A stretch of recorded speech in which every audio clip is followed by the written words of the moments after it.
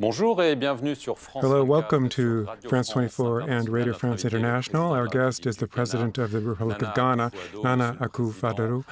Mr. President, along with me, Christophe Babouvier, interviewing you from RFI. Mr. President, hello. Hello, and thank you for giving me this opportunity to speak to both of you.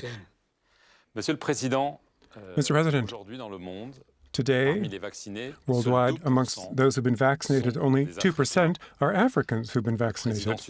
The South African president, the DG of the WHO, have talked about vaccine apartheid. Do you agree with them? Well, I don't think it's a matter of agreeing or not. I mean, we're talking about the facts here. How is it that the African continent doesn't have enough access to vaccines? Really, there is no other explanation. Is this a scandal? Yes, it is a scandal. But I must say that it is a scandal for which we are in part responsible. We were part of creating this situation. We are partly behind this scandal because we didn't create the necessary opportunities, the facilities, the capacity to manufacture our own vaccines. When I took office as President of Ghana some 4 years ago now, I spoke of the fact that the new policy in Ghana would be one where we would focus on Africa, one where we would seek to be much more self-reliant. Yes, self-reliant. Exactly, self-reliant. And that is why in Ghana we actually kicked off a whole program, which has been going on for quite some time now, to make our own vaccines. Obviously, we had the pandemic that we have been currently going through. 10 years ago, it was Ebola. Today, it's COVID. Who knows what it's going to be in the future? Really, we must have our own capacity to make vaccines. And I'm quite encouraged by what I'm doing in my country, South Africa, Senegal, Rwanda as well. They have already put in their own facilities to make their own vaccines. Yes, but what about now, Mr. President? While all that's being established, are you asking Western countries for them to give you the surplus vaccines they already have? Well, of course. For the time being. For the time being, we really have no other choice. We have the COVAX facility, which was set up, and it is something which is actually quite progressive and quite appreciated. And the COVAX is going to be a true mobilizer. It really will be a mobilizer, where we will be able to get access to surplus doses from the Western world. Now, you have an objective of inoculating 20 million Ghanaians by the end of the year. But if you've got 20 million doses, are you sure the Ghanaians will accept to be vaccinated? For instance, look at what's happening in Congo-Kinshasa. Many people are refusing to get vaccinated. They're afraid it's an international conspiracy to exterminate Africans, as President Tshisekedi has said. What can you do to convince these people? I believe that we have already won over the Ghanaian people. Yes, in the past there was some skepticism, people had their reserves, in Ghana like elsewhere. But right at the outset, when Ghanaian leaders, not just political leaders, but also traditional leaders, religious leaders, people within the community who were opinion makers and opinion leaders, they all served as role models. I was in fact the first in Ghana to have a vaccine. Then my wife. Straight after us, the vice president and his wife, they too got the vaccine. And that's how things panned out. Then the Asante King, a very important man in Ghana, he too took the vaccine. And he showed people that there was nothing to fear, that there was nothing wrong with the vaccine. And for the time being, the Ghanaian people have accepted the fact that vaccines are the way out. So far, we have vaccinated some 1 million people. And what I can see is that everywhere around the country, people are wanting to have access to the vaccine. So I really don't think that in Ghana, this story of a conspiracy has really gained any currency within our communities. 18 months ago in Abidjan, Presidents Ouattara and Macron announced the transition of the CFA franc into the ECO. Now, the ECO, that's the name Western Africa, the ECOWAS, selected for its future single currency, which means President Buhari of Nigeria is unhappy. He would have preferred to be consulted before the announcement in Abidjan. Does this mean that that day Ivory Coast and France committed a misstep? Maybe, but really we've moved on from there.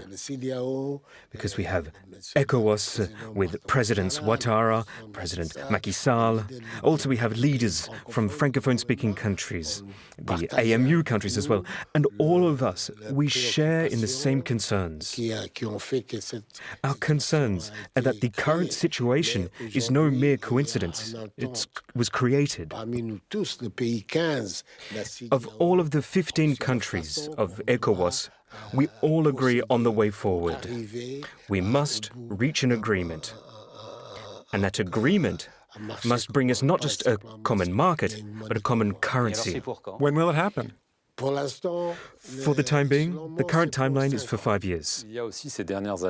In recent years, jihadist terrorism has come ever closer to Ghana. We saw violence in southern Burkina Faso, in northeastern Ivory Coast, terrorist actions in those countries. My question: has Ghana been under threat? Have you prevented terrorist attacks? Because this is just a few kilometers away.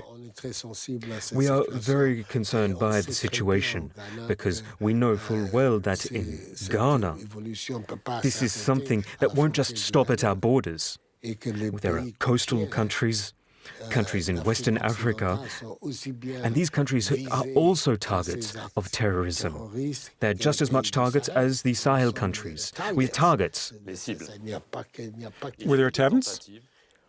There haven't yet been any attempts. But we are following the situation very closely. That is the main challenge for the time being for all of the 15 ECOWAS countries. We are very concerned about terrorism. And for that, we kicked off the Accra Initiative. And through the Accra Initiative, we will seek to try and increase intelligence capabilities so that we can gather intel. And the reason is because we know full well that we are, exactly as you said, Targets. targets. Exactly right. We are targets of what is happening in the Sahel. And it is so essential for us to focus on security. For me, that is the most important thing that we must focus on. We must focus on security to manage the situation. A month ago, President Idriss Déby died on the battlefield. It really is a great tragedy. And yesterday, the African Union Peace Council approved the military transition in Chad. If it just lasts 18 months and leads to inclusive elections. But, Mr. President, in Africa, many people feel that in Chad, like in Mali for that matter, you, heads of state in Africa, are overly lenient with military people who take power. And this leniency may encourage further military coups. I don't agree with that sentiment. Take ECOWAS, for example.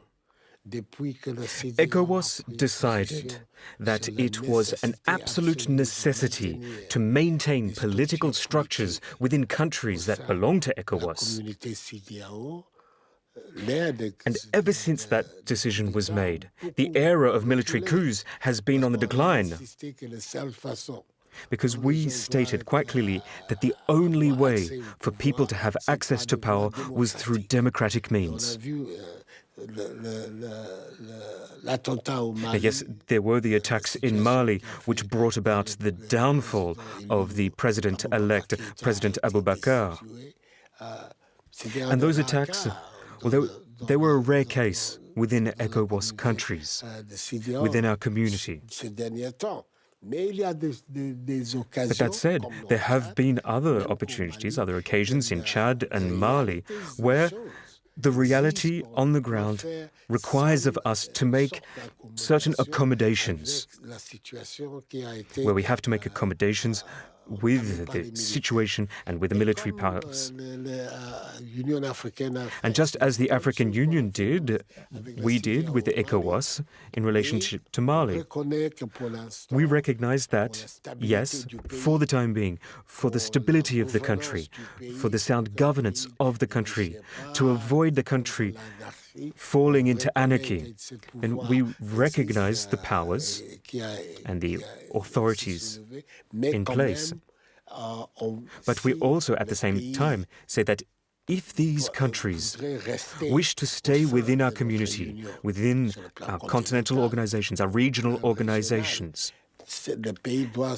then they must be aware of the fact that we, in the mid and long term, won't continue relations with them if they aren't democratic countries. And these are limits that we have put down. Now, I don't think it's about being lenient. When we look at what has happened in Chad, what alternative do we have? In Mali, the transition officials won't be allowed to stand for elections. That is exactly it. It's part of the same thing. Should they do the same thing in Chad? Now, I don't know if we could say should because I don't have all of the right information at hand, but I think in principle, it's very much the same situation. We must really strive to insist on the fact that we will uphold the Charter of the African Union and of ECOWAS, because these are charters that maintain that democratic means are the only way to have power. As was the case in Mali, it is the case in Chad. And I really don't think that leniency is the right word to use.